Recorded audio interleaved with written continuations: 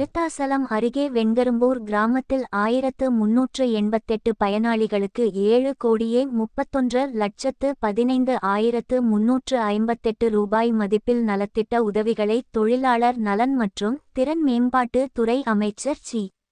வே. கணேசன் வழங்கினார். கடலூர் மாவட்டம் விருத்தாசலம் அருகே வெண்கரும்பூர் கிராமத்தில் இன்று அரசு பல்துறை நலத்திட்ட உதவிகள் வழங்கும் விழா நடைபெற்றது. இந்த விழா மாவட்ட ஆட்சியர் அருண் தம்புராஜ் தலைமையில் நடைபெற்றது. இதில் தொழிலாளர் நலன் மற்றும் திறன் மேம்பாட்டு துறை அமைச்சர் சி. வே. கணேசன் அவர்கள் கலந்து கொண்டு சிறப்புரையாற்றி பின்னர் நலத்திட்ட உதவிகள் 829 பயனாளிகளுக்கு பட்டா மாற்றம், பழங்குடியினர் மக்களுக்கு சாதி சான்றிதழ் மற்றும் சமூக பாதுகாப்பு திட்டத்தின் கீழ் 200 பயனாளிகளுக்கு உதவித்தொகைகள்.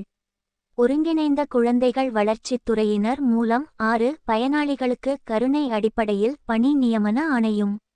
பிற்படுத்தப்பட்டோர் நலத்துறை மற்றும் ஆதிதிராவிட நலத்துறை மூலம் 30 பயனாளிகளுக்கு இலவச தையல் இயந்திரமும். ஊரக வளர்ச்சி துறையினர் மூலம் 109 பயனாளிகளுக்கு தொகுப்பு வீடும். மாற்றுத்திறனாளி நலத்துறையின் மூலம் 35 பயனாளிகளுக்கு 3 சக்கர வண்டியும். தமிழ்நாடு அமைப்பு சாரா தொழிலாளர் நல வாரியம் மூலம் மாணவர்களுக்கு கல்வி உதவி தொகையும்.